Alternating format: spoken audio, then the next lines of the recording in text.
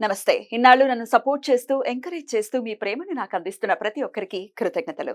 అలాగే ఈ వీడియో కూడా ఖచ్చితంగా మీకు ఉపయోగపడుతుంది. లైక్, షేర్ అండ్ సబ్స్క్రైబ్ చేసి మీ సపోర్ట్‌ని నాకు అందించండి. అలాగే ఈ వీడియో పట్ల మీకున్న అభిప్రాయాన్ని కామెంట్ సెక్షన్‌లో కామెంట్ చేసి తెలియజేయండి. ఇప్పుడు వీడియోని చూద్దాం.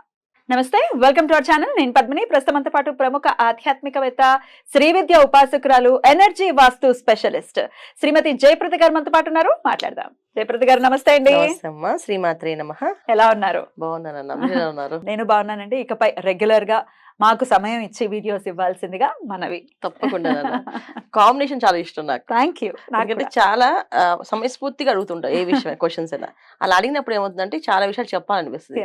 అందుకని ఖచ్చితంగా నాకు కూడా ఇంట్రెస్ట్ తప్పకుండా వస్తాను. వాగ్దేవి అనుగ్రహం ప్రతి ఒక్కరి మీద పరిపూర్ణంగా ఉండాలని మనస్ఫూర్తిగా కోరుకుంటూ మరి మొదలు పెడదామండి. తప్పకుండా. జూలై 1వ తారీఖు ఈ రోజు రాశి ఫలాలతో మీరైతే చాలా బ్యూటిఫుల్ గా, ఎందుకంటే మీరు అనాలిసిస్ లో కూడా ఉన్నారు.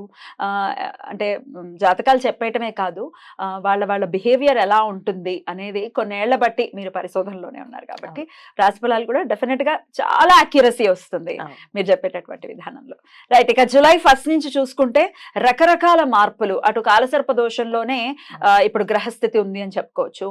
అలాగే శని యొక్క వక్రం ఉంది, గురువు యొక్క అతిచారం ఉంది, మళ్ళీ కుజుడి వక్రం ఉంది. ఇట్లా రకరకాల గ్రహస్థితి. ఏమిటి ఇంత అలాగా మూకమ్మడి దాడి అంటారు కదా, అలానే ఉందా అనిపిస్తోంది. మరి ఏంటి ద్వాదశ రాశుల వాళ్ళకి ఎలా ఉంటుంది? ఈ విషయాలన్నీ ఒక్కసారి మీ ద్వారా. తప్పకుండా. అయితే మనకి గ్రహాల అనుగ్రహం లేదు అని అనుకుంటున్నాం కదా. దీనికి కారణం ఏంటంటే మనం చేస్తున్న కొన్ని తప్పిదాలు.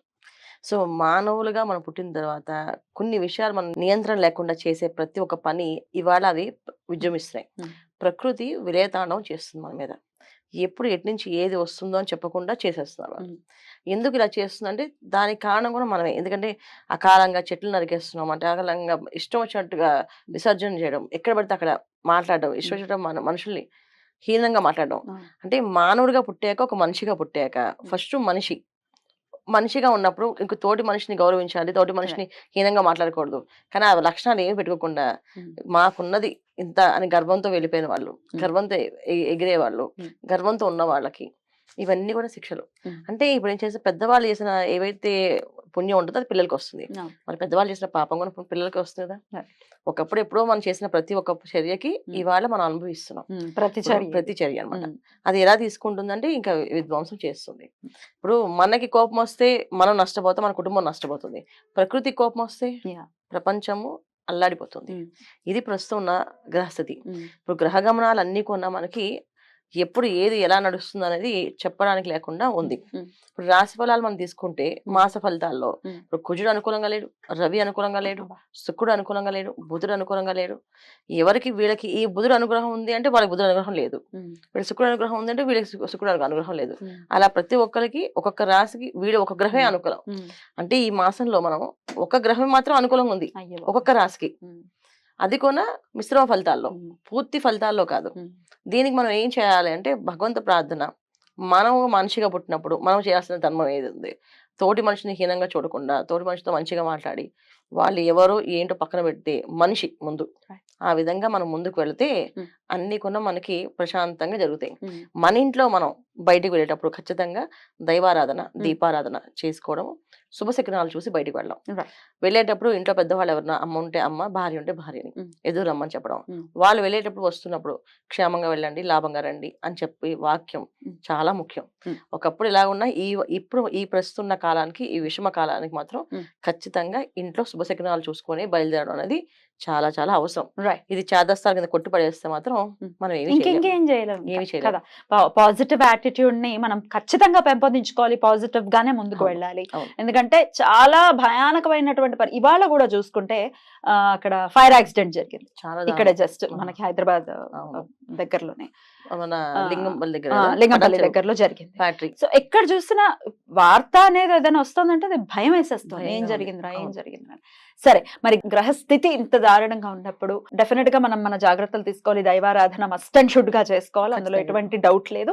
అయినప్పటికీ ఒకసారి ద్వాదశ రాశులకి విడివిడిగా ఒకసారి మాట్లాడుకుంటే పర్టికులర్ గా ఏ విషయాల్లో ఏ రాశుల వాళ్ళు జాగ్రత్త పడాలి అనేది ఒక్కసారి వివరించండి. తప్పకుండా. మరి మొదలు పెడదాం. మరి ధనుసు రాశి వారికి ఎలా ఉండబోతుందండి ఈ మాసం? ధనుసు రాశి వాళ్ళకి ఈ మాసం మస్తు మిశ్రమ ఫలితాలే కనిపించినప్పటికీ కొన్ని వ్యవహారాలు వీళ్ళకి అనుకూలంగా ఉన్నాయి. ఉమ్. మిశ్రమ ఫలితాలు ఎందుకు అన్నామంటే ఆరోగ్య విషయంలో, తర్వాత ఇంట్లో తల్లిదండ్రుల విషయంలో, పిల్లల విషయంలో కాస్త అనారోగ్య సమస్యలు కనిపిస్తున్నాయి. ఉమ్. ఉద్యోగ అభివృద్ధి ఉంది, ఉమ్. వ్యాపార అభివృద్ధి ఉంది, ధనలాభం అనేది జరుగుతుంది. ధనలాభం ఉంది. ధనలాభం ఉంది వీళ్ళకి, ఆకస్మిక ధనలాభం అనేది జరుగుతుంది వీళ్ళకి. ఇంకొకటి ఏంటంటే స్థలం మీద, ఇంటి మీద పెట్టి ఇన్వెస్ట్మెంట్స్ ఏదైతే పెడదాం అనుకున్నారో అది ఖచ్చితంగా సఫలీకృతం అవుతుంది ఈ మాసంలో. ఉమ్. చేయొచ్చు, లోన్స్ రావడం అని లేదా డబ్బులు ఏర్పడడం అని అవుతుంది. అమ్మాలనుకునే వాళ్ళకి అమ్మే అవకాశం కూడా ఉంది. ఉమ్. సో ఈ స్థాన చలనం అనేది కూడా ఉంది వీళ్ళకి. ఇవన్నీ కూడా జరుగుతుంది ధనుసు రాశి వాళ్ళకి ఈ మాసంలో. అయితే తండ్రి విషయంలో కాస్త అనారోగ్య సమస్యలు ఉన్నాయి, తల్లిదండ్రుల విషయంలో అనారోగ్య సమస్యలు ఉన్నాయి, పిల్లల విషయంలో కాస్త అనారోగ్య సమస్యలు ఉన్నాయి, కుటుంబంలో శత్రువులు మారే అవకాశం ఉంది. కుటుంబ సభ్యులే. కుటుంబ సభ్యులే శత్రువులుగా మారే అవకాశం ఉంది. ఇప్పుడు దాకా కుటుంబంలో నువ్వే అన్ని మాకు అని చెప్పిన వాళ్ళు నీ వల్లే అంతా అయ్యింది ఇదంతా అని చెప్పి అన్ని వాళ్ళు కొన్న రివర్స్ లో మాట్లాడడం జరుగుతుంది. నువ్వు ఉండడం వల్ల ఇవంతే మాకు లాస్ వచ్చింది, లేకపోతే మాకు బ్రహ్మాండంగా ఉండేది అని చెప్పి నీలాపనిందలు అనేది వీళ్ళ మీద ఎక్కువగా ప్రచారం జరిగే అవకాశం ఎక్కువగా ఉంది. ఉమ్. ఇది వీళ్ళకి మైనస్ పాయింట్స్. ఉమ్. అంటే ఇండ్లు గెలిచి రచ్చ గెలవమని చెప్పారు కదా, రచ్చ వీళ్ళు గెలిచేస్తారు, ఇంట్లో గెలవలేకపోతారు. అరే. అది ఈ ధనుసు రాశి వాళ్ళకి ఈ మాసంలో ఇంట్లో గెలవలేకపోతే అశాంతి అనేది అనివార్యం అయిపోతుంది. అనివార్యం అయిపోతుంది. అది మెయిన్ అది. ఎందుకంటే వీళ్ళకి చతుర్థ స్థానంలో శనేశ్వరుడు, తృతీయ స్థానంలో రాహు, ఈ రెండు కూడా ఏంటంటే ఇక్కడ కుజకేతువులు ఇద్దరు వాళ్ళని చూడడం, మనశ్శాంతి అనేది లేకుండా కంటిన్యూగా ఏడిపించే రకాలు ఏంటంటే ఇంట్లో వాళ్ళే, ఉమ్. బయట వాళ్ళు ఎవరు కాదు. భార్య అవ్వచ్చు, పిల్లలు అవ్వచ్చు, తల్లిదండ్రులు అవ్వచ్చు, తోబుట్టులు అవ్వచ్చు, అన్నదమ్ములు అవ్వచ్చు, ఇదే వీళ్ళే ఉంటారు. ఇంకా బయట వాళ్ళు ఎవరు శత్రువులు కాదు వీళ్ళకి. వీళ్ళని గెలవాలి, వీళ్ళు గెలిచేలా ఉండేటట్టు వీళ్ళు ప్లాన్ చేసుకోవాలి. ఏంటి అంటే అన్ని మేము చేస్తామని చెప్పి నెత్తి మీద వేసుకోకుండా అంటి ముట్టినట్టుగా తామరాకు మీద నీటి బొట్టు ఎలా ఉంటుందో అలా వీళ్ళు ఉండగలిగితే అన్ని వీళ్ళకి అనుకూలంగా ఉంటాయి. లేదు మేము చేసేస్తాం, మేము ఉన్నాం అని ముందుకు వెళ్ళి ఎప్పుడైతే వీళ్ళు దూకుతారో చాలా కష్టపడాల్సి వస్తుంది. ఈ మాసంలో మాత్రం అలాంటి పనులు ఏమి చేయకూడదు. మరి ఏ దేవతారాధన చేసుకుంటే ఖచ్చితంగా ఇంట్లో సవ్యంగా ఉంటుంది అని అనుకోవచ్చు? రుద్రాభిషేకం, శివారాధన, ప్రతి సోమవారం శివాలయానికి వెళ్ళడం, ప్రదక్షిణాలు చేయడం, ఇవి చాలా మంచి ఫలితాలు ఇస్తాయి వీళ్ళకి. ఖచ్చితంగా అది చేసుకుంటూ ప్రశాంతవంతమైనటువంటి